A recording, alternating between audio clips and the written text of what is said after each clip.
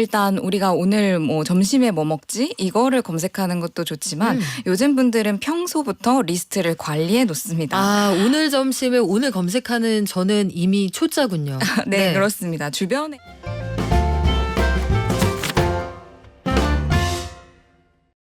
여러분, 출근을 왜 할까요, 우리?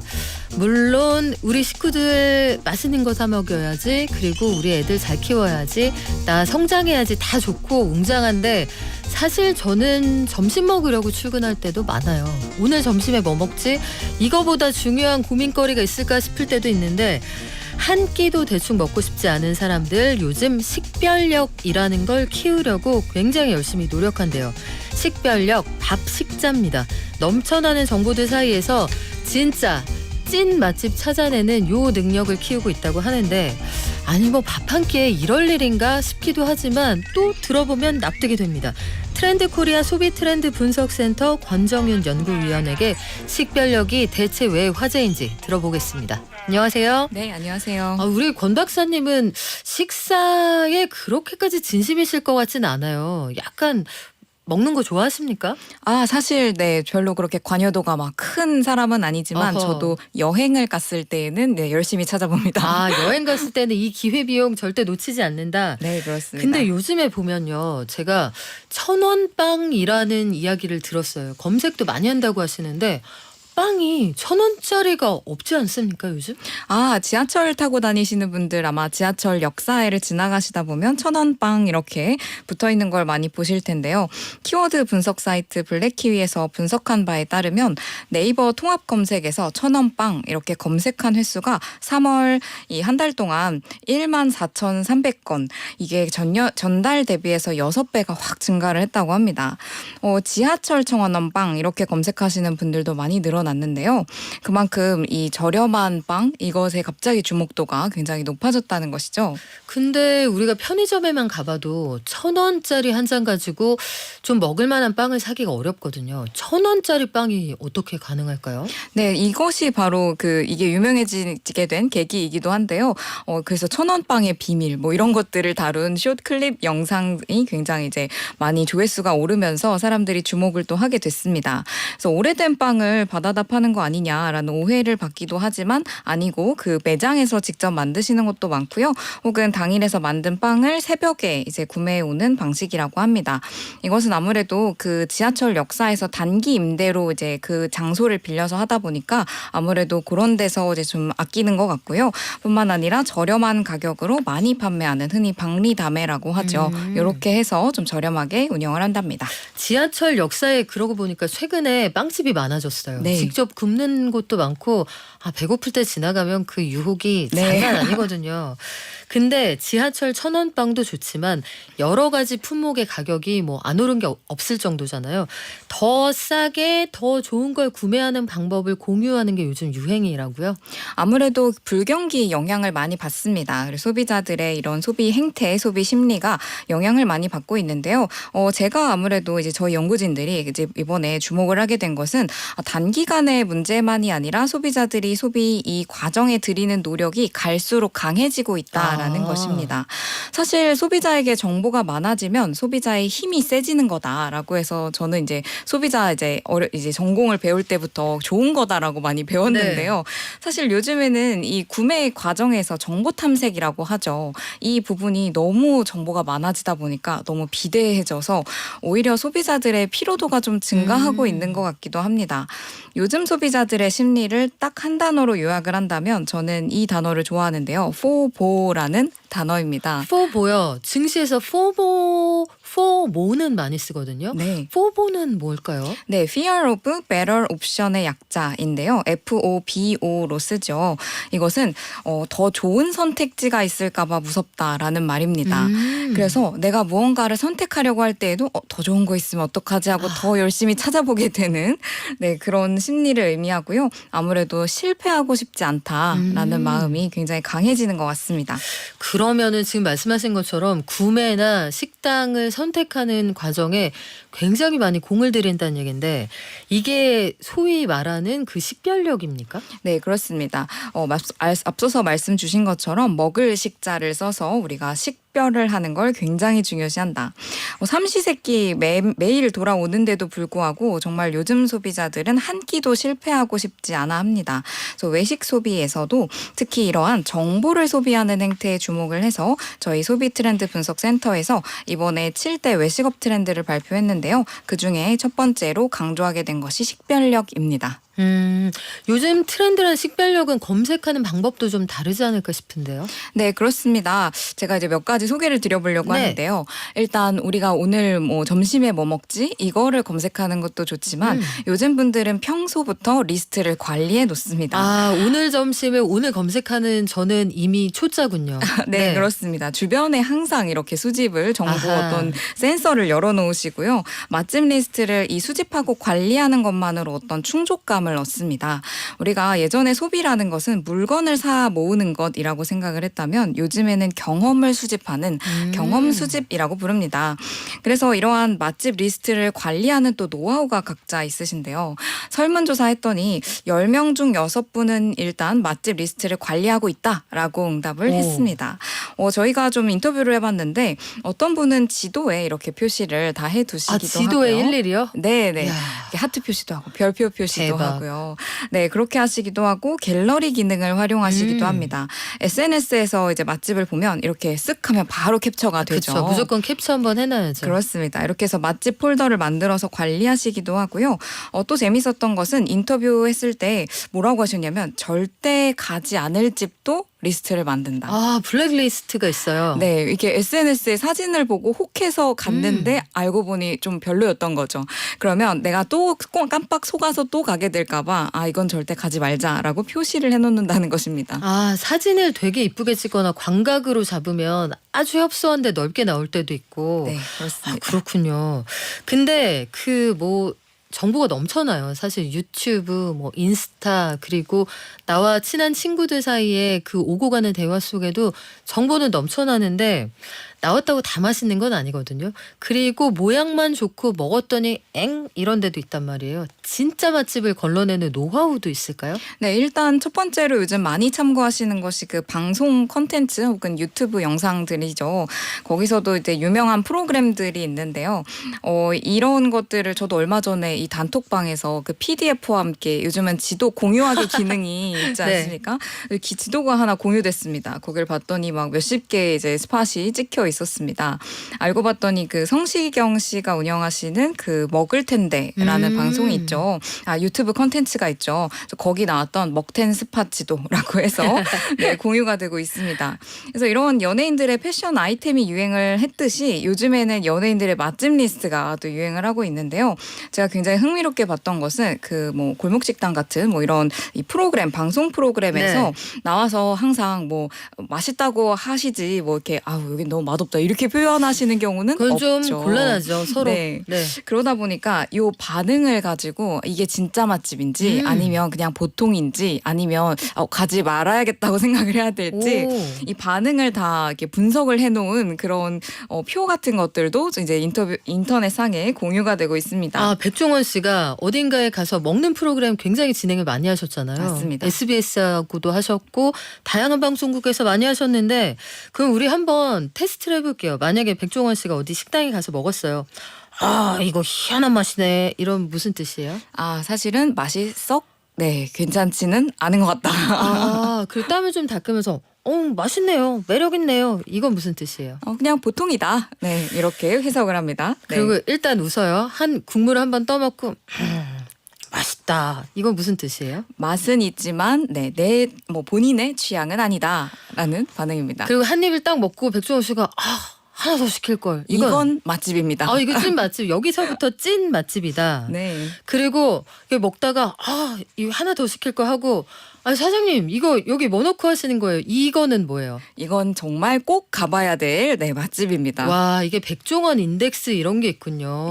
전 처음 알았는데 그럼 백종원 씨 반응에 따라서 백종원 로드가 형성이 되는 건데 요 반응별 맛집의 단계도 사실 엄청난 그 내용 분석과 사람들의 이 수치와 표정과 이걸 다 파악한 거잖아요.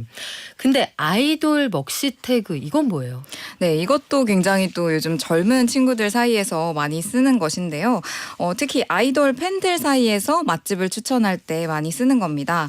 예전에는 트위터, 요즘은 X라고 부르는 여기서 이제 많이 쓰는 건데요.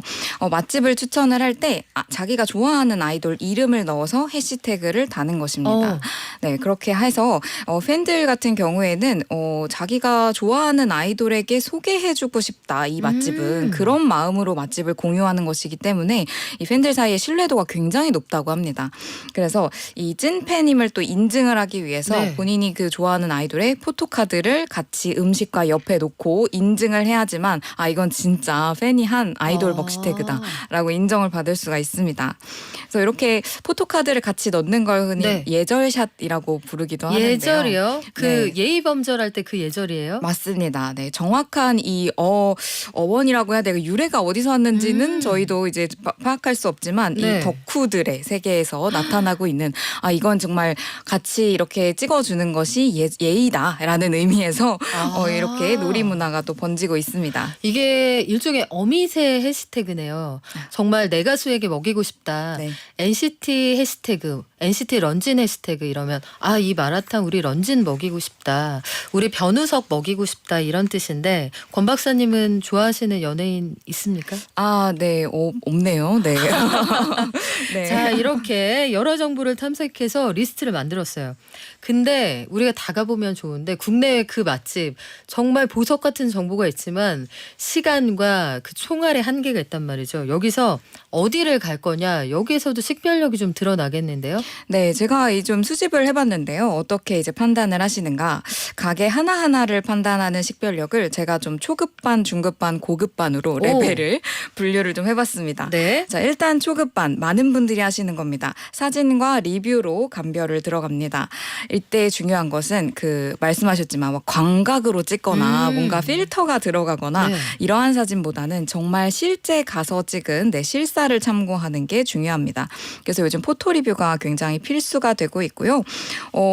그래서 저희가 좀 배달 앱에서 이제 분석을 한 결과를 받아봤을 때 사진이 있는 메뉴가 사진이 없는 메뉴보다 클릭률이 4배 높다라고 합니다. 그만큼 사람들이 사진을 보고 판단하는 게 굉장히 중요하다라는 것이고요. 특히나 샌드위치나 안에 속이 들어간 빵이나 케이크 같이 내용물이 잘 보이지 않는 것들은 요즘 반갈샷이라고 부르죠. 반갈샷 이건 뭡니까? 반으로 갈라서 찍는 사진입니다. 속에 있는 게 와르르 보여주는 거. 네, 단면을 딱 보여주는 이게 요즘에는 마케팅에 굉장히 중요합니다. 그래서 아예 처음부터 케이크를 안쪽에 레이어가 다 보이게 겉에 이제 크림을 바르지 않고 예쁘게 디자인을 바꾸는 케이크나 아니면 투명 컵에 담기는 그런 디저트들도 요즘 많이 유행을 하고 있습니다. 그래요. 이런 것들 보면 햄버거 요즘에 유행인데 햄버거도 보면 왜 치즈가 엉엉 우는 그런 햄버거 브랜드 있잖아요. 그런 것도 반으로 갈라서 이거 보세요. 정말 울고 있잖아요. 이런 샷들 많이 올라오더라고요. 그러면 초급반이 사진과 리뷰를 본다. 이 정도는 대부분 하실 텐데 중급반은 어떻습니까? 네. 이제 중급반부터는 리뷰를 아주 세심하게 들여다보시는데요. 일단 그 리뷰도 여러 가지 방법으로 좀 이렇게 걸러서 많이 보시는데 그냥 보는 게 아니라 네. 낮은 평점순 이런 식으로 조금 더 찐 후기가 나올 수 있는 역순으로? 것을 네, 그렇습니다. 이렇게 보거나 아니면 리뷰에 이벤트에 요즘 리뷰 이벤트 이런 게 있죠. 이런 진행 여부가 이제 진행이 됐는지 이 여부를 판단해서 이제 보시기도 하고요.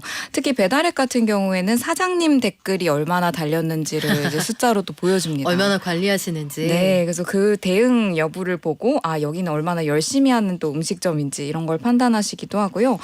제가 이제 인상적으로 저도 이제 배우고 쓰게 된 하나의 방법은요. 리뷰를 검색할 때 예전에 내돈내산이 있었죠. 그렇죠. 네, 지금도 많이 씁니다. 자, 그런데 이제 그것처럼 요즘에는 그냥 맛집 추천 이렇게 하면 광고가 많이 들어가다 보니까 요걸 거르기 위해서 어디 지역을 간다라고 하면 여기 목동이다. 그럼 목동 맛집 플러스 오빠랑 엄마랑 이런 식으로. 잠깐만요. 맛집 검색하는데 오빠 엄마는 왜 나오는 거예요? 예를 들면 데이트하러 갔을 때 거기 갔다 가봤더니 맛있다 혹은 엄마 모시고 이제 갔는데 맛있더라 이런 식으로 진짜로 방문을 했다 이런 것들을 쓸 때 우리가 자연스럽게 누구랑 갔는지 쓰다 보니까 거르는 방법이라고 합니다. 야, 이거 완전 꿀팁인데요, 여러분. 지역 그 동네 맛집 플러스 검색어 키워드에 오빠랑 엄마랑 아빠랑 이런 거 넣는다는 거죠. 네, 그렇습니다. 동생이랑 아이랑 뭐 이런 거 있습니다. 동생이랑은 잘 안 가는. 자, 알바성 댓글을 걸러낸다 이런 이야기일 것 같은데 중급반도 대단하다 싶은데 고급반이 따로 있어요? 네, 고급반은 정말로 정말 이 진심인 분들인데요. 아무래도 그 요즘에 배달 앱이나 아니면 오프라인에서는 이 영수증 정보를 보시면요. 그 제가 주문을 하려고 하는 그 점포와 거기 찍히는 사업자 등록된 상호명이 따로 나옵니다. 그래서 이 점포와 상호명이 일치하는지를 보면 여기가 요즘 샵인샵이라고도 하죠. 여러 가지 메뉴를 동시에 운영하시는 곳이 있습니다. 그래서 가끔 이제 이건 뭐 사람마다 다르기는 합니다만 어떤 분들은 난 하나만 정말 정통으로 하는 곳을 주문을 하고 싶다라고 할 때는 이런 것들도 이제 참고를 해서 좀 걸러낸다라고 하시는 거고요. 와. 뿐만 아니라 또 어떤 분들은 이제 위생이나 뭐 이런 것들 좀 생각을 할 때 뭐 지하에 있거나 어디 구석에 있거나 이런 거보다는 남들 다 지나다면서 보일 수 있는 지상에 있는 곳에서 주문하고 싶다라는 분들은 또 지도 위치를 찍어 보시고 네, 그렇게 하시고요. 어떤 분들 노하우를 또 보니까 앱 말고 앱에서 주문하는 거 말고 전화를 걸어서 이 사장님의 어떤 응대하시는 어떤 태도나 이런 것들을 보고 우와. 여기는 왠지 믿을만하다 이런 것을. 그러니까 나만의 면접을 보는 거네요. 사장님을. 네. 야, 이렇게 들어보니까 사람들 진짜 식사 한 끼 진심이구나. 이게 맛도 맛이고 가격도 당연히 중요한 고려사항이 될 것 같거든요. 혹시 이런 맛집을 가실 때 언제 가격을 많이 신경 쓰게 되실까요? 언제 할까요? 아주 그냥 맘먹고 나는 오늘 돈 써야겠다. 나 월급 나왔으니까 고기 한번 먹자 이럴 땐 말고. 맞습니다. 네. 네, 맞습니다. 우리가 외식이 정말 보편화되고 많아지다 보니까 외식도 크게 두 가지로 나눌 수가 있습니다. 하나는 이제 저희가 특별식이라고 모처럼 별러서 가는 그런 경험을 수집하기 위해 가는 외식이 있고요. 또 반면에는 일상적으로 뭐 배달 음식을 먹거나 그냥 주변에 잠깐 뭐 나가서 먹거나 하는 일상적 외식이 있습니다. 이때는 이제 특별식보다는 특별식에서는 아무래도 가격에 대한 어떤 저항이 좀 낮아지고요. 네, 일상적인 외식에서 가격에 매우 민감해집니다. 그래서 이 가격 식별은 아무래도 일상적인 외식에서 많이 하시는데 일단 기본적으로 루틴으로 하시는 거는 할인 프로모션이 뭔지 체크하는 겁니다. 이걸 멀티호밍이라는 용어를 씁니다. 네. 플랫폼 여러 개를 멀티로 이제 돌아다닌다라는 의미인데요. 요즘은 배달 앱도 많아졌고요. 뭐 주문할 수 있는 이런 루트가 많다 보니까 이 플랫폼별로 적용되는 프로모션이 다 다릅니다. 그래서 오늘 이쪽에서 내가 먹고 싶은 게 이쪽에서만 쿠폰을 주더라 하면은 이쪽 플랫폼으로 넘어가는 거고요. 네.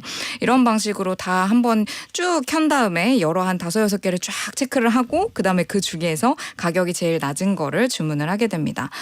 뿐만 아니라 요즘에는 플랫폼에 따라서 가끔 이렇게 좀 플랫폼마다 음식의 그 단위 그램, 이 무게를 조금 다르게 올려놓으시는 경우도 있다고 합니다. 그러다 보니까 회라든지 이런 무게에 민감한 메뉴들이 있죠. 이런 것들은 단위 그램당 얼마인 건지 음식 가격도 체크를 하시고요. 이야. 그리고 아마 이거는 또 많이 공감을 하실 텐데요. 요즘에 이렇게 바로 한 집으로만 배달이 오는 게 있고요. 뭐 여러 군데 들려서 오는 배달이 그렇죠. 있습니다. 그래서 이것은 상황과 품목에 맞춰야 됩니다. 이 내가 먹으려는 음식이 식으면 맛없는 음식이냐, 불면 안 되는 거냐 이러면 이제 바로 한 집 이용으로 하는 거고요. 그래도 뭐 식어도 괜찮은 뭐 디저트 뭐 요건 이런 거다 하면은 그냥 좀 배달비를 아끼는 방식으로 많이 사용하고 있습니다. 야, 요즘은 메뉴를 조합해서 가격을 낮추기도 한대요. 그래서 쟁여놓거나 아니면 나눠서 함께 사거나 이런 것도 있다던데 1인 가구가 만약에 오피스텔에 산다고 치죠. 그 옆집 문을 똑똑 두들겨서 저기 제가 닭 한 마리는 좀 버겁고 혹시 저랑 반씩 이런 거 한다는 얘기예요? 요즘엔 사실 그런 분들 사실 때는 카카오톡 방이 있어서 보통 이런 단체 채팅방이 있어서 거기서 같이 나눠 드시기도 하고요. 그리고 아예 요즘에는 1인 가구용 메뉴를 운영하시는 집도 많습니다. 그래서 커피 같은 거 이제 쟁여놓기 메뉴 이런 것들이 있습니다. 네. 그래서 커피를 요즘 캔에 넣어서 배달을 또 많이 해주시는데요. 그렇죠. 그걸 6캔 세트 뭐 이런 식으로 이렇게 판매를 하면서 대신 가격을 좀 낮춰놓는 아예 쟁여놓기 이렇게 메뉴에 이름을 써주시기도 합니다. 아까 말씀하신 그 단체 톡방. 네. 그 아는 분들끼리 하는 게 아니죠. 네, 그렇습니다. 보통 거주민들끼리 그쵸, 뭐 오피스텔 동네에 뭐 사는 한 동, 네. 그렇죠. 모르는 사람들끼리. 네, 그렇습니다. 야, 이게 철저히 필요에 의해서 효율적으로 만나는 인간관계 요거 자체도 트렌드가 아닐까 싶은데 그렇습니다. 근데 한편 이런 생각이 들어요. 야, 진짜 장사하기 힘들겠다. 하나하나 그람 단위로 다 따져보시지 진짜 리뷰인지 보시지 사장님이 얼마나 리액션을 해주는지 보시지 심지어 전화 인터뷰도 한다는 거 아니에요.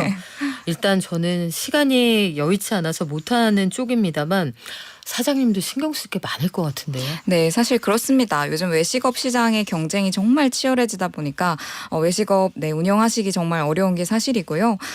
하지만 뭐 이러한 흐름을 우리가 또 막을 수는 없기 때문에 여기에 또 어느 정도 이제 따라가야 될 텐데요. 아무래도 이러한 트렌드 속에서는 여기에 어떻게 대응을 하느냐에 따라서 이것이 기회가 될 수도 있습니다.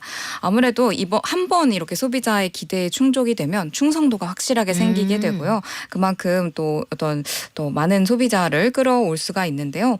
아무래도 뭐 이렇게 뭐 사진을 많이 보신다라고 할 때 남들은 뭐 샌드위치 그렇게 안 찍지만 굳이 반을 갈라서 메뉴 등록을 딱 해놓으시면 훨씬 더 소비자들의 클릭률, 주문율이 높아지기 마련인 거고요. 네. 그래서 이런 트렌드를 재빠르게 이제 적용을 하시는 것도 오히려 기회로, 성공의 기회로 삼으실 수 있을 것 같습니다. 야, 이런 것도 팁이 될 것 같아요. 사장님들 잘 들어보시면 좋을 것 같은데 우리 5295님이 외식업 종사자입니다. 먹는 것에 진심인 분들이 분석을 깊이 하실수록 마케팅도 치밀해집니다.